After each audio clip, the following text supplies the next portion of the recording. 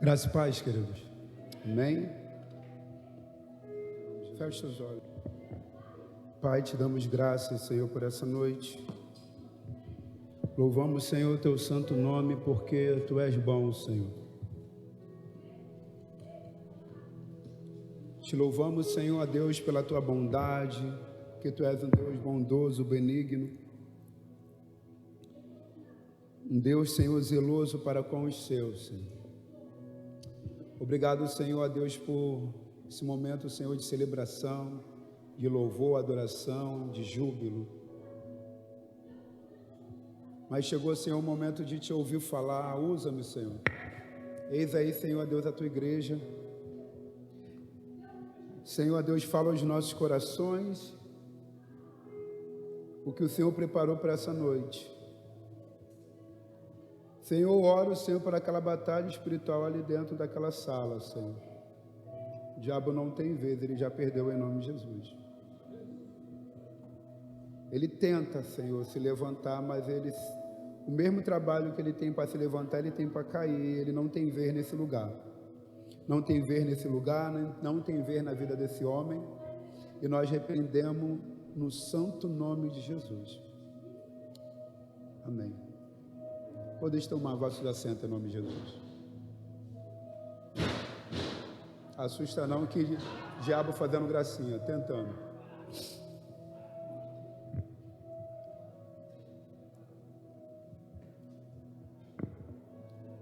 Abre suas Bíblias em Salmos de número 23, em nome de Jesus. Amém? Salmos capítulo 23, versículo 1, em nome de Jesus.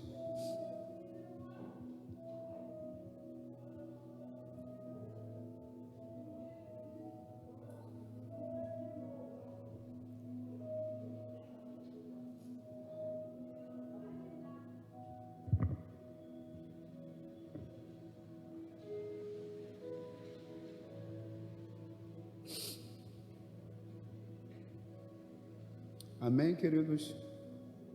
Amém? Salmo 23 é tão facinho de achar, né? Acho que é o salmo mais conhecido. Entre o povo de Deus, até o não povo de Deus conhece esse salmo. Então vamos ler, em nome de Jesus. O Senhor é o meu pastor. O Senhor é meu pastor. Ele me faz deitar em verdes pastos. Ele me conduz ao lado das águas serenas. Ele restaura a minha alma, me guia no caminho da justiça, por causa do seu nome.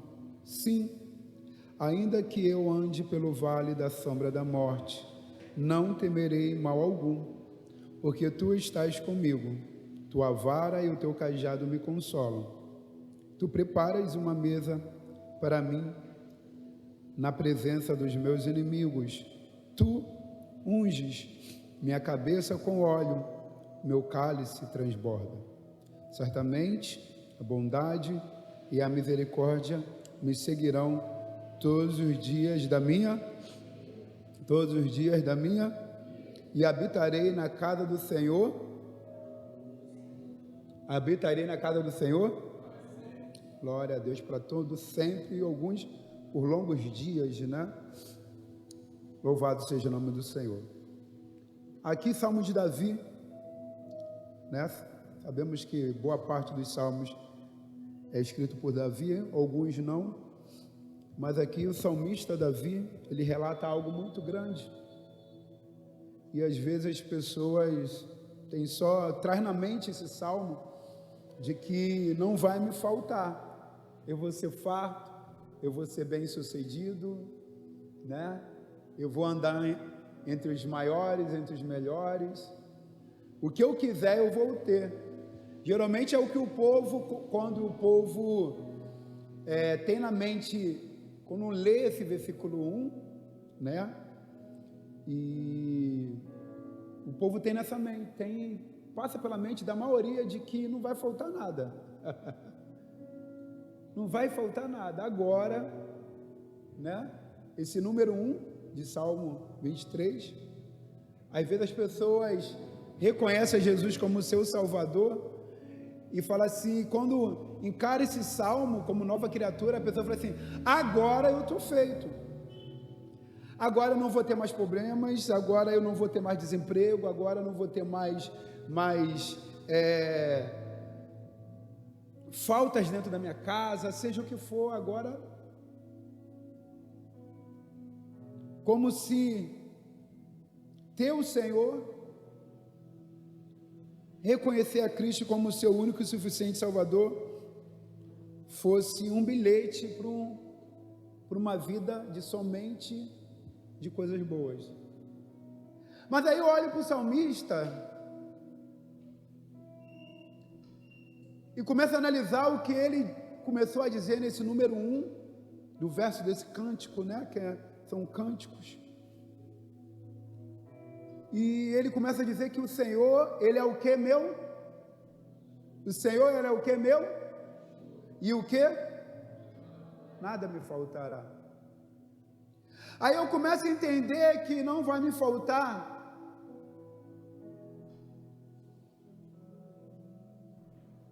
pessoas, momentos felizes. Mas aí também eu olho para a palavra e entendo que quando ele vai e fala assim, o Senhor, Ele é o meu pastor e nada me faltará. E eu começo a analisar o que o apóstolo Paulo ele fala lá em Filipenses, de que em tudo e em todas as maneiras eu estou instruído. Eu entendo que verdadeiramente não vai me faltar, porque vai vir.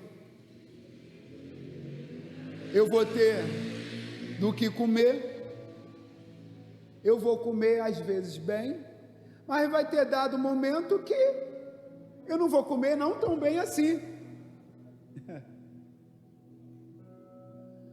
Eu entendo que o Senhor Ele é meu pastor e nada me faltará, então eu entendo que eu estou empregado, mas amanhã também eu posso não estar mais empregado, mas o Senhor Ele continua sendo meu pastor, amém? E nada me falta, de nada eu tenho falta.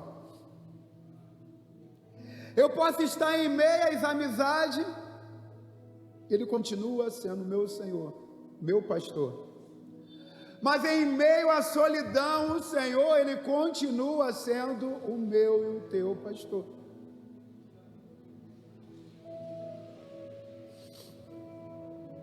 Em meio à paz reinando dentro da minha casa, o Senhor, Ele continua sendo meu pastor. E é muito fácil a gente abrir a nossa boca e declarar que o Senhor é o meu pastor e de nada eu tenho falta. Quando vai tudo bem dentro da nossa casa, dentro do nosso casamento, mas quando dentro de casa não está muito bem, quando as crises conjugais são geradas, quando o convívio familiar não está muito bem, nem sempre eu consigo abrir a boca e dizer, o Senhor é meu pastor e nada eu tenho falta. Quando eu estou com a mesa farta, é muito fácil eu abrir a minha boca e declarar, o Senhor, Ele é meu pastor e nada me faltará. Mas quando a mesa está vazia, quando eu tenho do que comer hoje, mas a despensa, a geladeira está vazia, e o amanhã eu não sei se eu vou ter, será que eu declaro com a mesma convicção que o Senhor, Ele é o meu pastor e nada me faltará? Porque abrir a nossa linda boca e declarar que Ele é o nosso pastor na bonança, no amor, na paz é muito fácil, é até automático. Mas abrir a boca, como o apóstolo Paulo, ele declara em Filipenses 4, eu posso todas as coisas naquele que me fortalece. O apóstolo Paulo, ele entendeu o que Davi, ele declarou nesse Salmo 23. Eu estou instruído de tudo, de todas as coisas, de todos os momentos bons, momentos ruins, eu estou instruído. Porque o meu Deus que eu sirvo, Ele é o meu pastor, e pastor Ele cuida, amém? Pastor Ele zela, amém? E o nosso pastor dos pastores, nosso Deus, Ele tem cuidado, zelado por nós, amém? Ou Ele tem deixado em alguma coisa em falta na sua vida? Tem deixado, igreja? Né? Ele tem suprido. Ele tem suprido. Ele tem honrado a sua palavra, que quando diz que eu nunca vi um justo, nem a sua. Às vezes hoje a gente não tem aquilo que a gente gostaria, mas o Senhor, Ele supriu, amém? Glória a Deus. Às vezes a situação não está do jeito que a gente gostaria, mas Deus continua. E eu olho para a vida de Davi e eu falo assim: Senhor, como Tu és bom. O Senhor pega um menino, um moleque, como a palavra do Senhor nos relata lá em 1 Samuel 16, né? Menosprezado,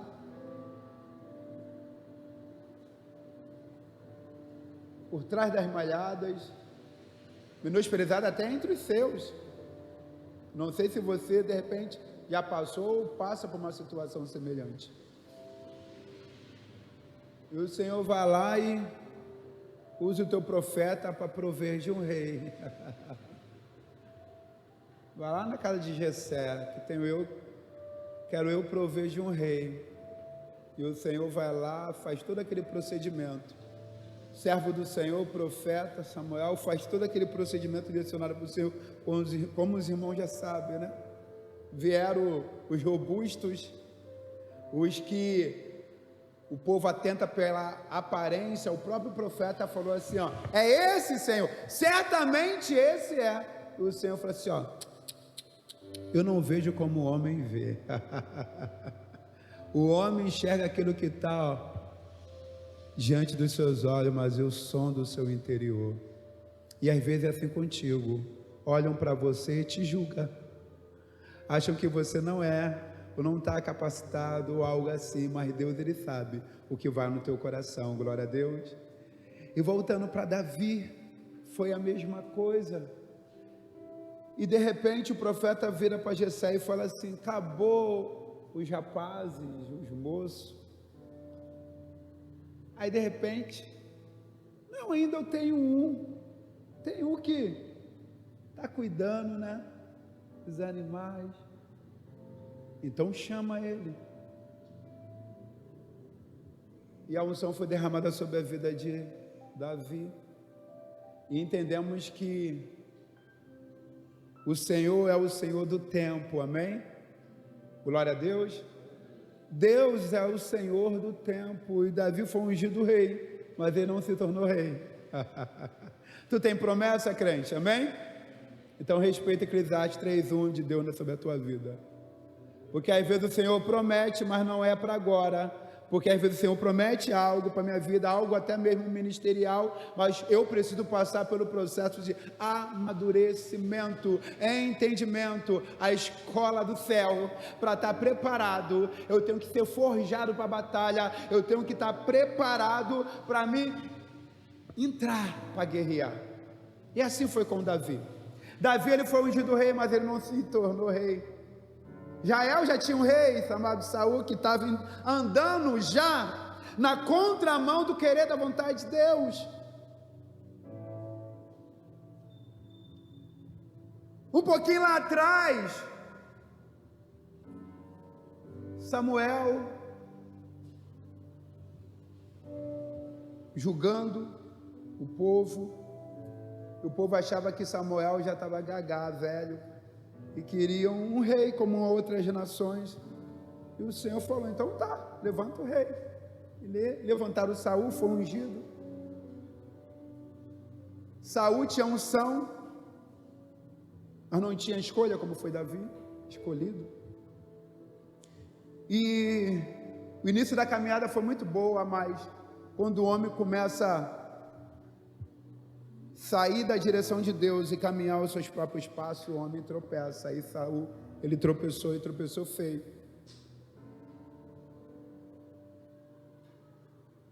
E resumindo a história, como os irmãos já conhecem, Deus usou Davi para ser canal do que estava sendo feito na vida aí, quase agora aí, desse homem. Canal de libertação. A palavra do Senhor nos fala que quando Davi tocava harpa. Por isso, o que você faz, faça com zelo, porque o Senhor te colocou como canal de algo, esse algo você tem que fazer com zelo, porque através desse algo, a manifestação do poder de Deus. Se você prega, prega com ousadia, com vida direcionada por Deus. Se você canta, louva com ousadia, cheio de unção. Davi tocava harpa. De repente as pessoas podiam olhar assim, apenas um tocar. Era um menino ainda, sim, mas um menino preparado, cheio de unção, forjado para a batalha, cheio do poder de Deus.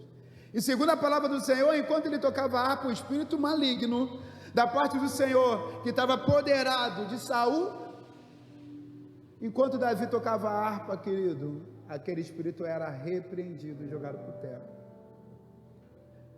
E resumindo a história, o mesmo Davi, que foi canal de libertação sobre a vida de Saul, começou a ser perseguido. Começou a ser perseguido. Davi, uma certa feita, teve que fugir.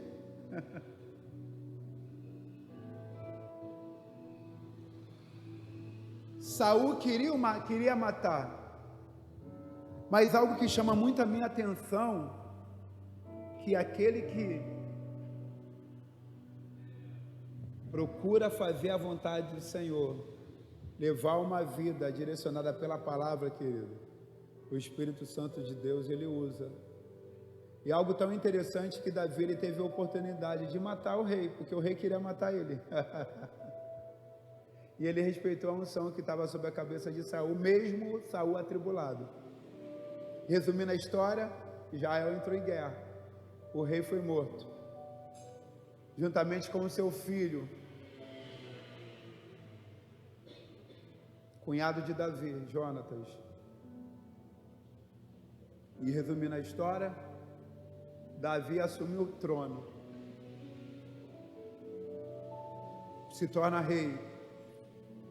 E aonde eu quero chegar contando essa história verídica bíblica,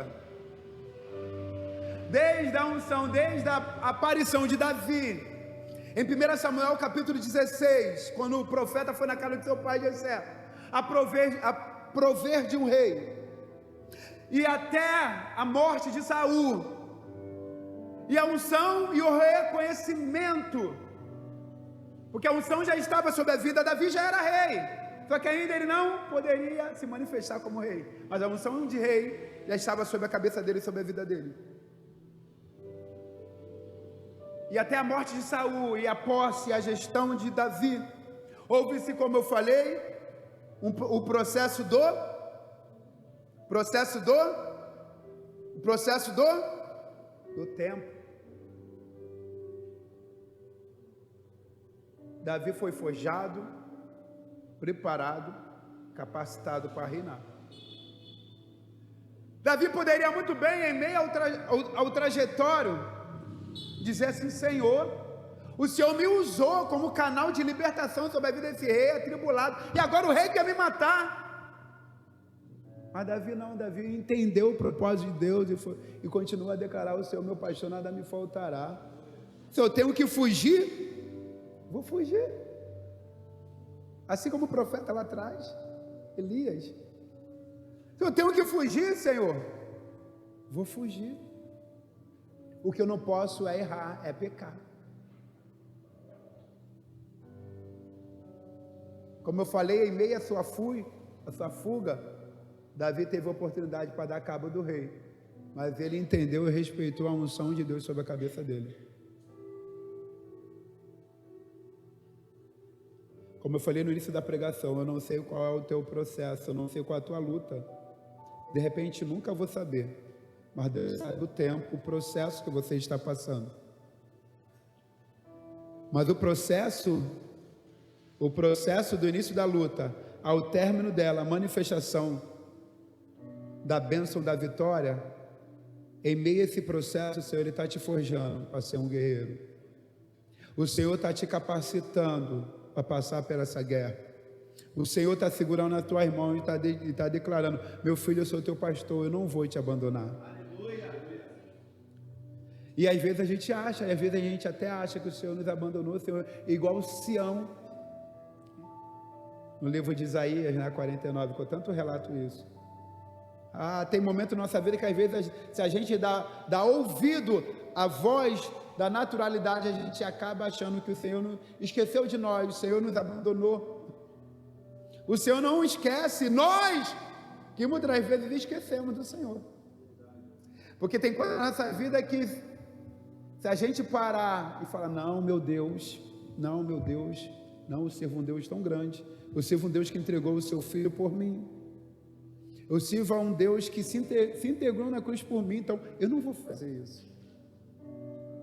Nós muitas vezes esquecemos, mas Deus, Ele jamais esquece, jamais esqueceu, jamais esquecerá de nós, amém? Aí eu olho para Davi, ele declarando aqui, Davi já rei mais brabo. Pensa, vocês que gostam de ver série como eu, né? Os que gostam de ver filme, já não sou muito dado a filme, né?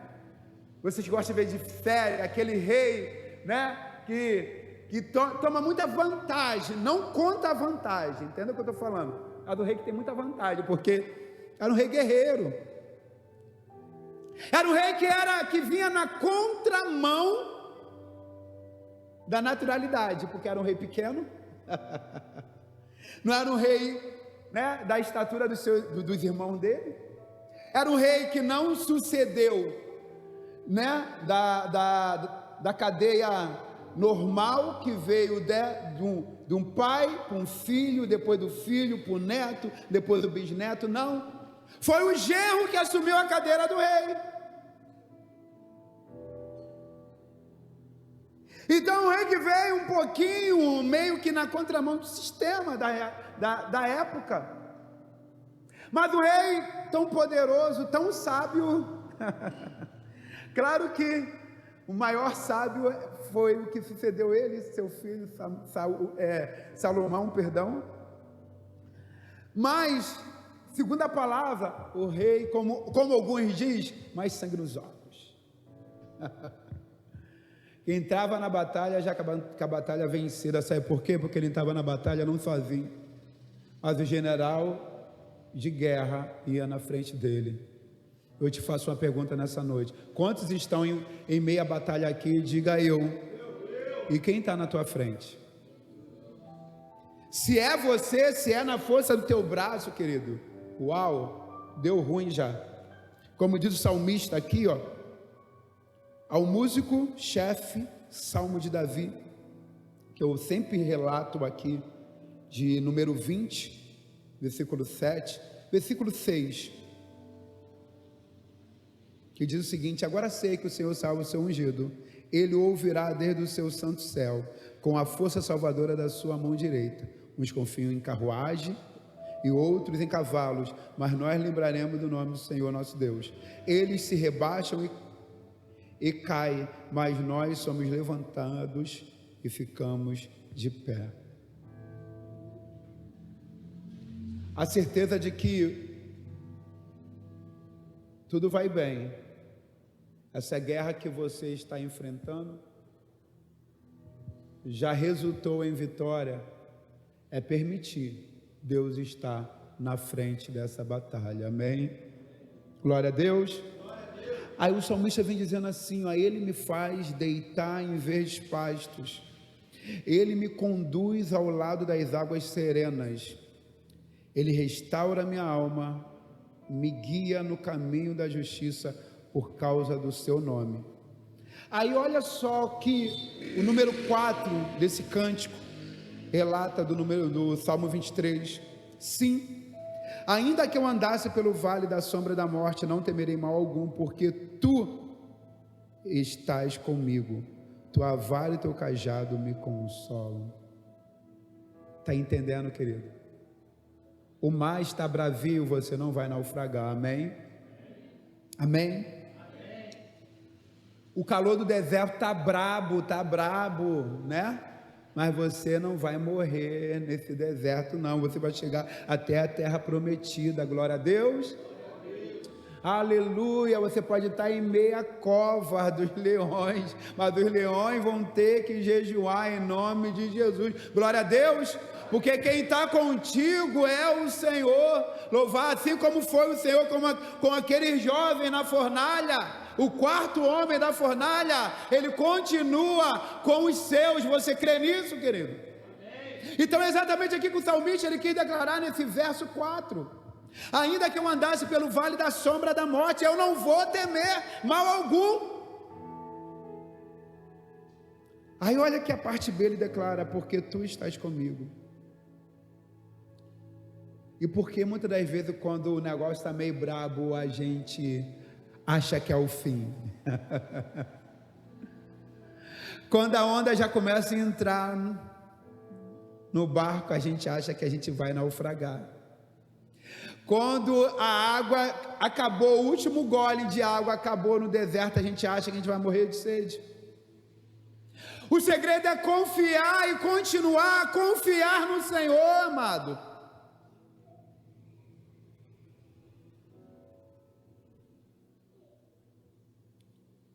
O verso 5 diz algo muito interessante. O povo hoje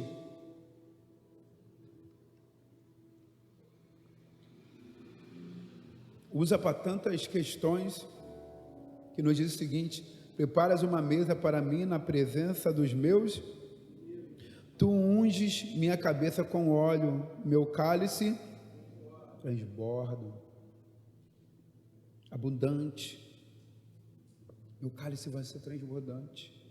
Algo interessante que esse versículo 5 aqui, trazendo para a nossa realidade hoje: quem é o teu inimigo? Quais são os teus inimigos? Quais são os seus inimigos, cara? Oi? É isso aí. Resumindo a história: o diabo e sua companhia, sua companhia é do inferno. Esses são teus inimigos. Como diz Paulo, nossa luta não é contra a carne nem o sangue, mas contra principados, potestades, contra as hostes espirituais da maldade, como o apóstolo Paulo declara em Efésios 6. Entenda só uma coisa: tu está esperando tua bênção chegar, amém? Amém? Posso ouvir um glória? Quantos estão esperando a bênção do Senhor ser manifestada na sua vida? Diga: eu estou esperando. Mais uma vez, eu estou esperando. Glória a Deus. A tua vitória no tempo certo de Deus vai chegar, querido, mas a tua vitória vai chegar. E muitos vão enxergar a vitória que Deus irá te dar. Como eu falei, a gente não procura, né? A gente não tem inimigos. O inimigo da nossa alma se chama Satanás. Mas às vezes tem pessoas que se constituem inimigo, né? Isso é muito terrível, né? A palavra diz que, se possível for, tenha paz. Se possível for, né? Então tem pessoas às vezes que você fala assim: não, é porque Deus, Ele prometeu.